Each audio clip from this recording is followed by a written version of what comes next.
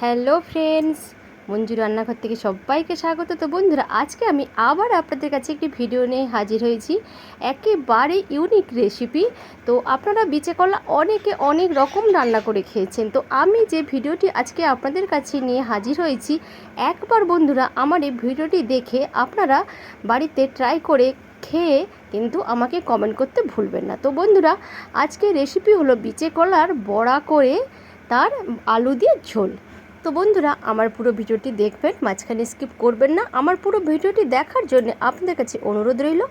আমার চ্যানেলে নতুন শ্রোতা হলে চ্যানেলটি সাবস্ক্রাইব করার অনুরোধ রইল। লাইক কমেন্ট শেয়ার করতে ভুলবেন না বন্ধুরা। আপনাদের একটি লাইক একটি সাবস্ক্রাইব আমার কাছে অনেক অনেক মূল্যবান, আর আমাকে আরও নতুন নতুন রেসিপি করতে আগ্রহ বাড়িয়ে দেবে। তো বন্ধুরা, আর বেশি কথা না বাড়িয়ে বিচে কলা কীভাবে কী প্রসেসে আমি করছি ভিডিওটি স্টার্ট করা যাক। বন্ধুরা দেখুন, কড়াই বসিয়ে দিয়েছি, জল গরম হয়ে গেছে। এবার আমি যেটা দেখাবো আপনাদেরকে, এই যে বিচে কলা, দেখুন বিচে কলাকে আমি খোসা শুদ্ধ দুখণ্ড করে আমি কেটে নিয়েছি। এটাকে আমি সেদ্ধ করতে দিয়ে দেবো। আমি নিয়েছি 3টে বিচে কলাকে দুখণ্ড করে 6 টুকরো হয়েছে। এবার আমি এর মধ্যে দিয়ে দেবো অল্প একটু লবণ, দিয়ে আমি এবার ভাপাতে দিয়ে দেবো। সেদ্ধ হয়ে যাওয়া পর্যন্ত আমি অপেক্ষা করব। বন্ধুরা, 10 থেকে 15 মিনিট হয়ে গেছে। এবার ঢাকনাটা আমি খুলে দিলাম। এবার দেখুন সেদ্ধ হয়ে গেছে। এবার একটি ফুটো বাটির মধ্যে আমি এগুলোকে উঠিয়ে দিচ্ছি। এগুলো ঠান্ডা হয়ে যাওয়া পর্যন্ত আমি অপেক্ষা করব। চলে যাব পরের স্টেপে। বন্ধুরা, একটা পাত্র নিয়ে নিয়েছি। দেখুন, এবার সেদ্ধ কলাগুলোকে এইভাবে আমি ছালগুলো ছাড়িয়ে আলাদা করে দিচ্ছি। কিন্তু এই ছালগুলোও একটা সুন্দর রেসিপি হয়, সেই রেসিপি কিন্তু আমার চ্যানেলে ছাড়া আছে, আপনারা দেখে নেবেন।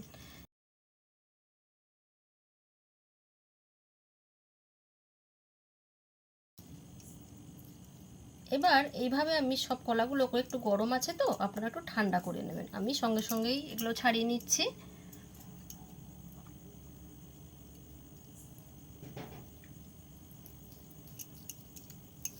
এভাবে সবগুলো ছাড়িয়ে নেব। তো আপনাদেরকে দেখিয়ে নিই আমি। এইবারে এই যে সব বীজগুলো আছে, বীজগুলোকে আমি সব ছাড়িয়ে দেব। একটাও কিন্তু এতে বীজ থাকলে হবে না। দেখুন, এইভাবে আস্তে আস্তে কিন্তু বীজগুলো খুব সুন্দরভাবে এভাবে বীজগুলোকে ছাড়িয়ে দিতে হবে। বন্ধুরা দেখুন, এইভাবে সব বীজগুলো আমি ফেলে দিয়ে তার যে কলার যে ভিতরের যে শাঁসটা সেটা আমি নিয়ে নিয়েছি। এবার আমি এর মধ্যে দিয়ে দেব বেসন। বাইন্ডিংয়ের জন্যে দিয়ে দিলাম বেসন, 2 চামচ দিয়ে দিলাম বেসন। এবার দিয়ে দেব কুচিয়ে রাখা কাঁচা লঙ্কা, আর আমি দিচ্ছি পেঁয়াজ। তো বন্ধুরা, আপনারা যদি এটা নিরামিষ করতে চান তো পেঁয়াজটা স্কিপ করবেন। আর আদা বাটা আর শুকনো লঙ্কা দুটো আমি বেটে রেখেছিলাম, দিয়ে দিলাম 1 চামচ। এবার দিয়ে দেবো 1/2 চামচ ধনে গুঁড়ো, অল্প হলুদ, 1/2 চামচ জিরে গুঁড়ো, আর দিয়ে দিলাম আমার স্পেশাল ভাজা মশলা। সবশেষে দিয়ে দেব স্বাদ অনুযায়ী লবণ। এবার আমি হাতের দ্বারা এটাকে আমি ম্যাশ করে নেব। আমি কিন্তু এতে কোনো জল ইউজ করব না, কারণ যেহেতু কলাতে সেদ্ধ আছে, এতে জল দিলে কিন্তু পেটকে যাবে, তখন কিন্তু বড়াটা ভালো হবে না। এইভাবে আমি শুকনো শুকনো টাইট টাইট করে মেখে নিয়েছি। এবার আমি চলে যাব পরের স্টেপে, বড়াগুলো ভেজে নেব। বসিয়ে দিয়েছি খানিকটা সরষের তেল। তেলটা গরম হয়ে গেছে, আমি বাতিটা কমিয়ে দিলাম। এবার বড়াগুলো ভেজে নেব।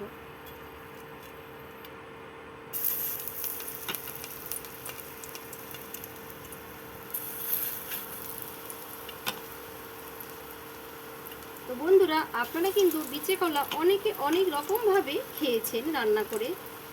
তো এইভাবে একবার আপনারা বাড়িতে বিচে কলা করে খেয়ে আমাকে কিন্তু কমেন্ট করতে ভুলবেন না। এটা কিন্তু ভাতেও খাওয়া যায়, রুটিতেও খাওয়া যায়, পরোটা দিয়েও খাওয়া যায়। এক পাশ হয়ে গেছে, এভাবে উল্টে হালকা করে একটু চেপটে দিলাম।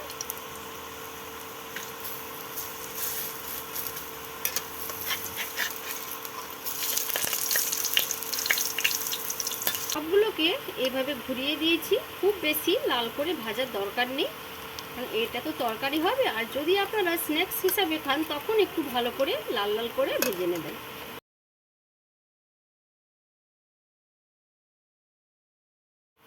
ভাজা হয়ে গেছে, এবার আমি একটি প্লেটে উঠিয়ে নিচ্ছি। এইভাবে সব বড়াগুলোকে ভেজে নেব, তারপরে আমি পরের স্টেপ আপনাদেরকে দেখাচ্ছি। বন্ধুরা, এই একই তেলের মধ্যে দিয়ে দিচ্ছি আরও একটু সর্ষের তেল। তার মধ্যে দিয়ে দিলাম আমি দুটো আলুকে লম্বা লম্বা করে কেটে রেখেছিলাম, সে আলু দুটোকে আমি এর মধ্যে দিয়ে দিলাম। আলুকে ভালো করে একটু ভেজে নেব। দিয়ে দিচ্ছি অল্প একটু লবণ। তো বন্ধুরা, যদি আপনারা আলুটা না পছন্দ করেন আলুটা স্কিপ করবেন, আলুটা না দিলেও বড়াটা এমনিই তরকারি করা যাবে। আলুগুলো লাল লাল করে ভাজা হয়ে গেছে, আলুগুলোকে প্লেটে উঠে নিচ্ছি।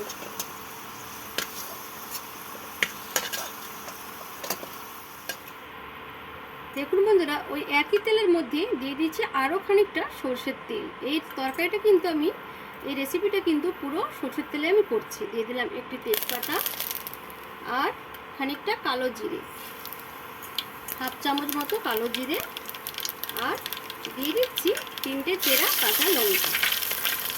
ঝালটা আপনারা আপনাদের স্বাদ অনুযায়ী দেবেন।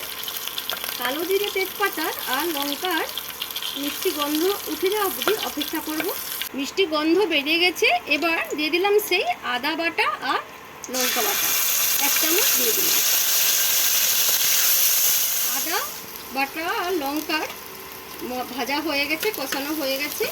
এবার দিয়ে দিচ্ছি একটা বড় সাইজের টমেটো আমি কুচিয়ে রেখেছিলাম, টমেটোটার মধ্যে দিয়ে দিলাম। টমেটোটা ভালো করে সব মশলার সঙ্গে কষিয়ে নেব। এবার দিয়ে দিলাম অল্প হলুদ, তার সঙ্গে দিয়ে দিলাম হাফ চামচ ধনে গুঁড়ো,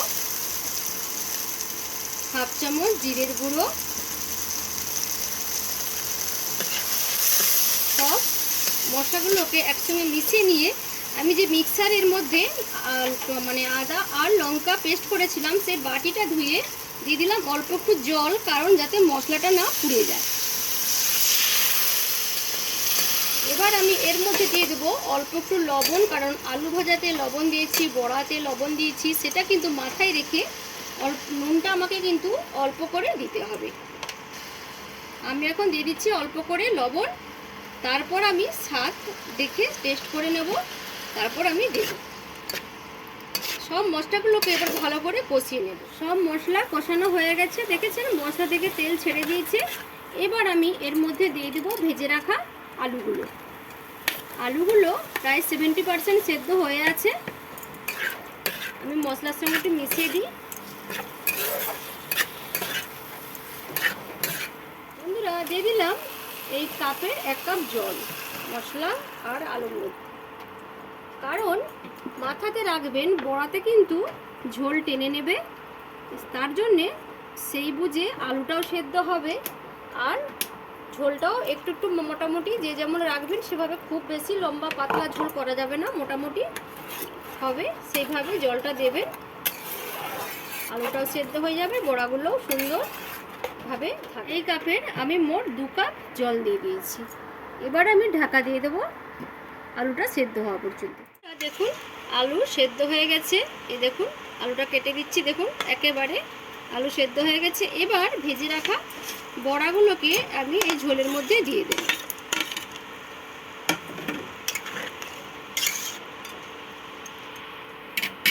আর দিয়ে দিচ্ছি অল্প একটু চিনি। চিনিটা দিলে কি হবে, স্বাদের ব্যালেন্সটা ভালো হবে।